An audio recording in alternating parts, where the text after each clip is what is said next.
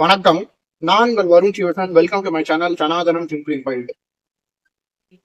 இந்த பெருமாள் கையில எப்பயுமே பஞ்சாயுதங்கள்னு ஒண்ணு உண்டு எப்பயுமே. அதாவது பார்த்தீங்க என்றால் இது விஷ்ணு சகசரநாமத்திலே வருகிறது. கடைசி 2 ஸ்லோகங்கள் நம்மளை அவர் காக்கட்டும்னு 2 ஸ்லோகம் வரும்.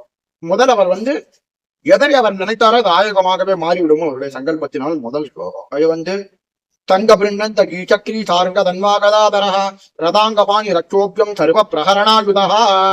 இப்ப சர்வ பிரகரணாயுத அப்படின்றதுக்கு தன்னுடைய ஆயுதம் இல்லாமல் நகத்தையே ஆயுதா பயன்படுத்தின நரசிம்ம அவதாரத்துக்கு மிகப்பெரிய பெருமை சேர்க்கிறது. எதை அவள் நினைத்தாரோ அது ஆயுதமாக மாறிவிடும். உதாரணத்துக்கு பெருமாளுக்கு நகமே ஆயுதமாக ஆயிற்று நரசிம்ம அவதாரத்தில். அதனால் என்ன செய்தார்? கீழ்த்து கிரண்யகத்தை போய் கீழ்த்து சங்காரம் செய்தார். எந்த ஆயுதத்தினாலும் எனக்கு சாவு வரக்கூடாது சொன்னவரால் நரசிம்மர் தன்னுடைய கூறிய வச்சிர நகங்கள் இரண்யனை கிழித்து சங்காரம் செய்தார். அவன் மார்பை பிளந்தார் என்று சொல்லப்படுகிறது. அதுவே வஜ்ரம் போல் ஆகியது அவருக்கு அப்படின்றது. பிரத்யோக வஜ்ராயுதாக அப்படின்றது நகஸ்துதி. இப்ப மற்றபடி பெருமாளுடைய கையில ஆயுதங்கள் சொல்லப்படுகிறது. அதாவது குறிப்பா பெருமாளுடைய கையில 5 ஆயுதங்கள் மிக முக்கியமாக பேசப்படுகிறது. அடுத்த ஸ்லோகத்தில் வருகிறது வனபாலி கதி சாரங்கி சங்கி சக்கிரி சனந்தகி ஸ்ரீமான் நாராயணோ விஷ்ணு வாசுதேவோ நிரக்ஷது அப்படின்னு வருது. வனமாலினா வனமாலையை அறிந்தவர். வைஜெயந்தி மாலைன்னு பேர். அதுக்கு வனமாலைக்கு பேர். 3 பேர் வைஜெயந்தி மாலைன்னு பேர். அது என்னைக்கும் பெருமாள் போட்டு இருப்பார். திருப்பார்கடலை கடைந்த போது வைஜெயந்தி மாலை என்று ஒண்ணு வந்தது. அதை பெருமாள் மகாலட்சுமி பெருமாளுக்கு சூட இன்றும் அவர் அணிந்து கொண்டிருக்கிறார். வைஜெயந்தி மாலையை அழித்தவர், வனமாலையை அழிந்தவர் அப்படின்னு வருகிறது. அடுத்தது கதி. கதின்றது கதி சாரங்கி. கதி கதையை கதாயுதத்தை குறிக்கிறது. சாரங்கம் என்னும் வில்லை குறிக்கிறது. சாரங்கி என்பது சாரங்கம் என்னும் வில், அவர் கையில் இருக்கும் வில். சங்கி சங்கிங்கிறது பாஞ்சஜன்யம் என்னும் சங்கு. சக்ரி என்பது சுதர்சன சக்கரம். 1000 நாவினை உடைய சுதர்சன சக்கரம். தீ போல் அக்னியாக ஜொலிக்கக்கூடிய சுதர்சன சக்கரம். சாரங்கம் சங்க பின்னந்திரகி வனமாலி கதிசாரங்கி சங்கி சக்கரி நந்தகி. நாந்தகி என்பது அவருடைய வாழ். அவருடைய கதைக்கு பேர் கௌமோதகி என்று பெயர். சங்கபின் நந்தி வனமாலி சங்கி. ஸ்ரீமான் நாராயணோ விஷ்ணு. நாராயணர் பெருமாள் நாராயணர். ஸ்ரீமான் மகாலட்சுமியை உடையவர். நாராயணர் தீர்த்தங்களுக்கெல்லாம் அதிபதியாய் இருப்பவர். விஷ்ணு எங்கும் நிறைந்திருப்பவர். வாசுதேவனே என்னை நீ ரட்சிக்கவும் உன் பஞ்சாயுதங்களால் என்று கூறுகிறார். அப்ப பெருமாள் தன் கையில இருக்கிற பஞ்சாயுதங்களால் எப்பொழுதும் தன் பக்தர்களை ரட்சித்துக் கொண்டே இருப்பதற்கு தயாராக இருப்பவராய் இருப்பார். என்றைக்குமே பெருமாள் ஒரு பொழுதும் தன்னுடைய பக்தர்களை ரட்சிப்பதற்கு தன் கையில் 5 ஆயுதங்களை எப்பொழுதும் வைத்திருப்பார். ஒரு க்ஷணமும் அதனை கைவிடாமல் வைத்திருப்பவர் பெருமாள். கங்கு சக்கரம் கதா ஹஸ்தம் கதை பத்மம் இதெல்லாம் அவர் கையில ஆயுதங்கள். இந்த 5ம் எப்பொழுதும் அவரிடமே இருக்கும். இந்த பக்தர்களுக்கு ஏதாவது ஆபத்துனா உடனே அதை கொண்டு நம்மளை ரட்சித்து விடுவார் பெருமாள். இப்ப இந்த மாதிரி ஒரு ஆயுதங்கள் இருக்கக்கூடிய கோவில் ஒண்ணு இருக்கிறது. அது எங்க? நான் இந்த பஞ்சாயுத சன்னதின்றது முன்பே நாம பார்த்தோம். கடலூர் மாவட்டம் பூதங்குடி சேத்தியா தோப்பு தீபாயந்த நாச்சியார் கோவில் அப்படில இருக்குல்ல. முன்னாடி வீடியோல அடியன் சொல்லியிருந்தேன் அந்த பத்தி, இந்த கோயிலை பத்தி. இந்த கோவில தான் அந்த பஞ்சாயுத சன்னதிங்கிறது இருக்கு. அதுவும் ராமர் பாதுகையோட இருக்குது. எங்குமே கிடைக்காத ஒரு அமைப்பு.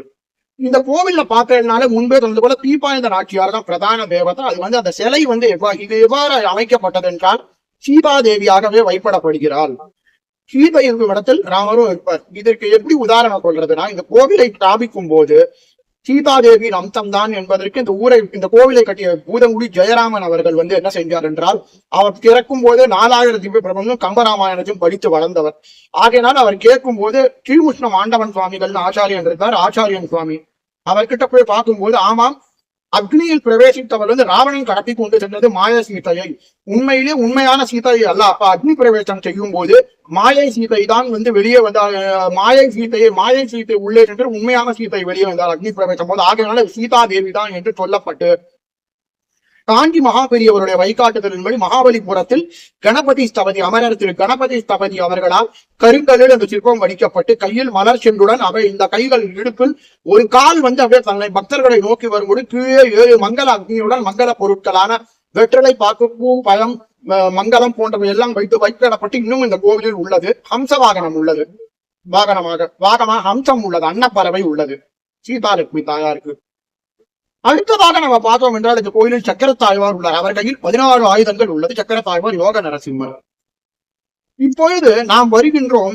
பிராகாரத்தில் 7 அழிஞ்சில் மரம் உள்ளது. அது கீழே ஒரு வேல் கம்பு மாதிரி வைத்துள்ளார்கள். அதில் பிராகாரம் 7 அழிஞ்சில் மரத்தில் பார்த்தோம் என்றால் பக்தர்கள் தனக்கு வேண்டிய குழந்தை பாக்கியம் இல்லாதவர்கள் என்ன செய்கிறார் என்றால் பொம்மை மண்ணினாலான தொட்டில்களை கட்டி செல்கிறார்கள். அதுல பொம்மையுடன் தொட்டிலை வைத்து ஆட்டி செல்கிறார்கள். அதில் சேலை பையெல்லாம் கட்டுகிறார்கள் குழந்தை பாக்கியத்தை.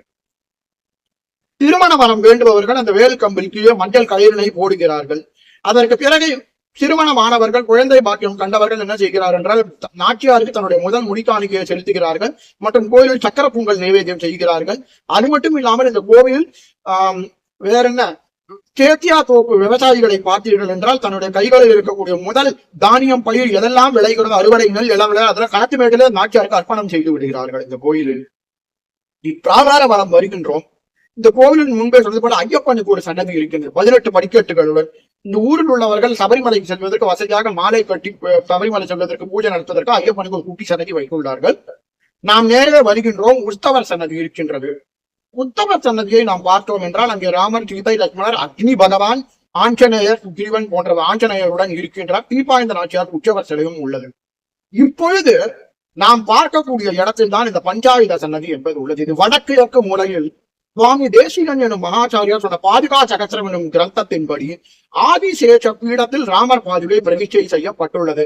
அதனை சுற்றி பஞ்ச ஆயுதங்களும் உள்ளன. தங்கு சக்கரம் கதை, தங்கு சக்கரம், நாந்தகி எனும் கத்தி, கதை, தாரங்கம் பானத்துடன் அம்புடன் உள்ளது.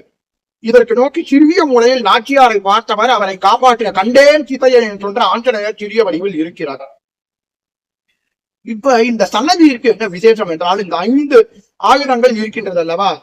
சங்கு என்பது எதிரிகளுடைய மனதில் தாமச குணத்தை குறிக்கிறது. இருந்தாலும் சங்கு என்பது நம்மளுடைய தாமச குணத்தை குறித்து அதிலிருந்து பஞ்ச தன்மாத்திரைகள் உண்டாகின.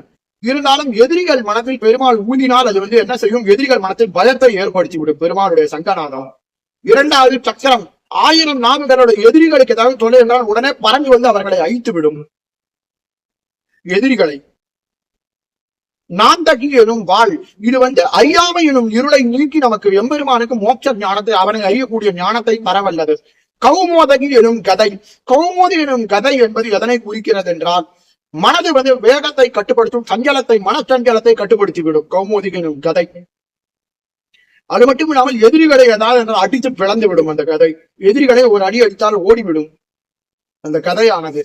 தாரங்கம், தாரங்கம் என்னும் வில் ராமராய் இருந்த போது அவருடைய பானத்திலிருந்து பறக்கக்கூடிய வில் என்ன செய்யும், அந்த வில்லானது எதிரிகளையும் அழிப்பதோடு மட்டுமல்ல நம்முடைய பஞ்ச இந்திரியங்கள் மனம் போன இந்திரியங்கள் இழுத்த இழுப்புகள் இல்லாமல் இந்திரிய கட்டுப்பாட்டை உயர்த்தும். வில் எவ்வாறு அப்பை நான் ஏற்று நிற்கிறதோ அதுபோல் நம்முடைய இந்திரியங்கள் நான் அது கூட்டப்பட்டு நன்றாக நிற்கும். ஆக எப்பொழுதுமே இது இருக்கின்றது. இந்த ஸ்லோகத்தை சொல்லிக் கொண்டு வனமாலி கீதாக்கி தங்கி தக்கி ஜனதகி ஸ்ரீமான் நாராயண விஷ்ணு வாசுதேவோ விரட்சதோ என்று சொல்லிக்கொண்டு இந்த ராமர் பாதுகையை நாம் 5 முறை வலம் வந்தால் நம்மளை நிச்சயம் காப்பாற்றுவார். மற்றும் ராமருக்கும் ஒரு ஸ்லோகம் உள்ளது. ஆபதாமா ஹர்த்தாராம் தாதாராம் சர்வசம்பதாம் லோகாபிராமம் ஸ்ரீராமம் போயோ போயோ நமாம் யகம் என்ற ஸ்லோகத்தை சொல்லிக்கொண்டு 5 முறை வலம் வந்தால் இந்த 5 ஆயுதங்களும் ராமரும் நம்மளை எப்போதும் காப்பார்கள். ராமரும் நமக்கு ரட்சகனாக இருப்பார். ஆபத்து தாரணக ரட்சகரால் ஆபத்தை களைவார். நமக்கு வரும் ஆபத்தை ஸ்ரீராமர் தன் கையில் வில்லை கொண்டு. மற்றும் இந்த சன்னதியில் பார்த்தீர்கள் நவகிரகமும் உள்ளது. பஞ்சாயுத நவகிரகங்கள் என்பது நவக்கோள்கள். அவற்றினால் ஏற்படும் பாதிப்புகளும் குறைந்துவிடும். ஏனென்றால் நவக்கோள்கள் எப்பொழுதும் அவரை பார்த்தவாறே உள்ளன. அந்த பீடத்தை பார்த்தவர் நவக்கோள்கள் யாரு, இறைவனால் படைக்கப்பட்ட எனக்கும் சுதந்திர தன்மை உடைய, அதனால் ஏற்படும் பாதிப்புகளும் விலகிவிடும். ஒரு முறை இந்த பஞ்சாயுத சன்னதியிற்கு சென்று நீங்கள் அந்த 5 பிரதட்சணம் செய்து இந்த ஸ்லோகத்தை கொண்டு வைப்பட்டு வந்தீர்கள் என்றால் எல்லாவித ஆபத்திலிருந்தும் உங்கள் இந்த 5 ஆயுதங்களும் காப்பாற்றும். உங்களுக்கு எப்பொழுதும் அரணாக இருக்கும். திருமால் எப்பொழுதும் உங்களுக்கு அரணாக இருப்பார். அந்த ராமருடைய பாதுகா ராமர் உங்களுக்கு எப்பொழுதும் ஆபத்திலிருந்து உங்களை காப்பார். ஒரு தடவையாவது இந்த தீபாவளி நாச்சியார் கோயில் சென்று 5 பிரதட்சணங்களை செய்து வைப்படுங்கள். நன்றாக நீங்க என்ன செய்வீர்கள், இறைவனுடைய அருளால் நீங்கள் நன்றாக இருப்பீர்கள். அந்த எந்த ஒரு தீங்கும் உங்களுக்கு வராது. நீங்க சகல சௌக்கியத்துடன் இருப்பீர்கள். பெருமாள் உங்களை எப்போதும் காத்துக்கொண்டே இருப்பார் எந்தவித ஆபத்துகளிலும் இருந்து. அந்த எம்பெருமான் எப்பொழுதும் உங்களை. ஆக இந்த கோவில்ல பார்த்த எல்லாம் முக்கிய திருவிழாக்கள் ஆடி மாசம் நவராத்திரி அன்னைக்கு லட்சார்ச்சனை நடக்கும். இந்த கோவில்ல நவராத்திரி அன்னைக்கு லட்சார்ச்சனைகள். அது மட்டும் இல்லாம இந்த கோவில்ல வேற என்ன விசேஷங்கள், மாசி மாசம் பார்த்தெல்லாம் மக நட்சத்திரம் கூடின சுபதினா அன்னைக்கு ஸ்ரீமுஷ்ணத்துல பக்கத்துல இருக்கிற ஊர் தான் திருமுட்டம். இங்க கிள்ளை கடற்கரைக்கு போவார் பெருமாள். கிள்ளை கடற்கரைக்கு போகும்போது முதல் மண்டகப்படி இந்த கோவில தான் எழுந்தருள்வார். பூவராக பெருமாள், யக்னவராக பெருமாள். இந்த கோவில்ல முதல்ல திருமஞ்சனம் கண்டவர்களே எனக்கு கோஷ்டி ஆகும். பிரசாத விநியோகத்தோட பெருமாளுக்கு திருப்பாவ கோஷ்டி ஆகி அடுத்ததாக நாம் பார்த்தோம் என்றால் இந்த கோவில நரசிம்ம ஜெயந்தி ரொம்ப விசேஷம். சுதர்சனத்துக்கு பின்னாடி இருக்கிற நரசிம்மருக்கு திருமஞ்சனம். அது மட்டும் இல்லாம இந்த கோவில்ல வேற என்ன விசேஷம் என்றால் மார்கழி மாதம் தோறும் பெருமாளுக்கு சிற்றஞ்சிறுகாலே பாத்திரங்கள் சொல்லி வைப்படப்படுகின்றது கோயிலில் திருப்பாவை கோஷ்டியுடன் அதிகாலையில் இருந்து. மற்றும் ஒரு கிரக பயிற்சிகள் என்று அந்த குரு சனி ராகு பயிற்சி போன்ற பயிற்சிகள் என்று விசேஷ பூஜைகளும் நடத்தப்பெறுகின்றன. குறிப்பாக ஒரு நாள் தீபானந்த நாச்சியாரோட மாளிகை முகம் செய்யப்பட்டு பூஜிக்கப்படுகின்றது. மற்றும் இந்த கோவிலுக்கு தலகுச்சம் 7 புங்க மரம் என்றாலும் கூட தாயார் சன்னதிக்கு பின்னாடி தீபானந்த நாச்சியார் சன்னதிக்கு பின்னாடி புங்க மரம் உள்ளது. புங்க மரத்துக்கு பக்கத்திலே இந்த 7 மரம் உள்ளது. வெளியிலே அரச மரம் இருக்கிறது கோயில் வெளியிலே. மற்றும் கோயிலுக்கு அருகிலே ஒரு மிக அழகான ஒரு தாமரை தடாகம் உள்ளது. முன்னாடி இது ஒரு இலுப்பை தோப்பாக இருந்திருக்கின்றது. இந்த கோவிலுக்கு அதாவது இந்த இலுப்பை தோப்பை இந்த ஜெயராமன் வம்சத்தினர் வைத்திருந்தார்கள். இந்த இலுப்பை தோப்பினை வைத்துக் கொண்டிருக்கும் போது என்ன செய்யப்படுகிறது என்றால் ஒரு காலத்துல ஸ்ரீமுஷ்ணம் பூவராக பெருமாள் கோயிலுக்கு ஒரு கட்டளையாக வைத்திருந்தார், இலுப்பை கட்டளை என்று அந்த எண்ணெய் கொடுப்பதற்கு. இப்பொழுது ஒன்றுதான் இருக்கிறது. அடுத்தது அரசு வேம்பு 2 இணைந்த மரமாக இருக்கிறது. அதற்கு வாசலில் கஜானனர் எனும் ஸ்ரீவைஷ்ணவ தேவத்தை உள்ளார் நாகர்களுடன். அந்த இடத்தில் ஆண்கள் பெண்கள் பாலிகைகளை கரைக்கிறார்கள். தன்னோட பால்கள் அந்த இடத்துல தாமரை தடாகமாக உள்ளது. அது ஒரு ஊற்று. அதனை நீங்கள் பருகினர் என்றால் தேன் போன்று புகையாக இருக்கும் அந்த ஊற்று. ஆக இது திருமுட்டம் கோயிலோட ஒரு அபிமான கோவிலாக கருதப்படுகிறது. ஸ்ரீமுஷ்ணம் கோவிலுடையது. ஒரு தடவையாவது இந்த கோயிலுக்கு சென்றுவார்கள். அந்த 5 ஆயுதங்களால் எப்பொழுதும் காக்கப்படுவீர்கள். 5 பிரதட்சணம் செய்தால் போரும். நன்றி, வணக்கம்.